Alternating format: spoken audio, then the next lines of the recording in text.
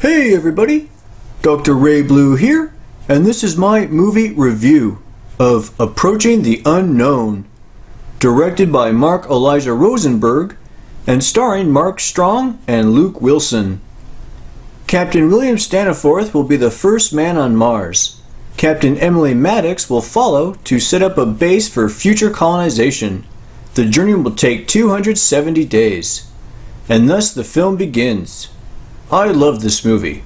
It's a slow-moving film for sure, but it's true science fiction with humanity's exploration of space and scientific progress at the heart of the story. No aliens, no space invaders blowing up the White House, but a simple yet elegant adventure story of an astronaut testing his will, sanity, and endurance as he travels the 40 million miles to Mars. We follow the journey of Captain Staniforth, played wonderfully by Mark Strong, on his trip to Mars, where he will be the first man to step foot on the red planet. The film has a fairly slow pace that some may frown upon, but it actually really helps mirror the long distance he must travel to reach his destination. With great special effects and superb acting, the film enables the viewer not just to witness the trek to Mars, but also feel like a passenger on board. We are with him as he eats and sleeps and struggles to maintain his ship as well as his sanity in the dark loneliness of space. We follow along his scientific journey, watching his research and experiments along the way, making a wonderfully genuine and authentic experience for the viewer.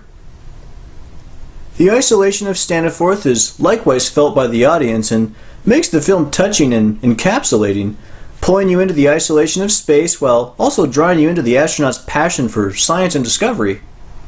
Along the way, he works on a reactor that he's created which runs on dirt and extracts water from the process. We see flashbacks of his creation of the reactor while he went out into the desert in order to get his invention working while putting his life on the line to do so. Once he knows the reactor works, he knows he can manufacture water on the barren, dirt-covered surface of Mars.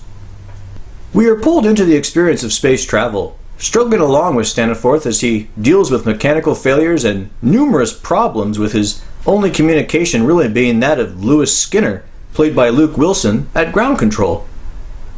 Before departing on his long trip to Mars, he also has an interaction with astronauts aboard a space station who have suffered isolation for so long they struggle to maintain sanity as they eagerly await their return to Earth.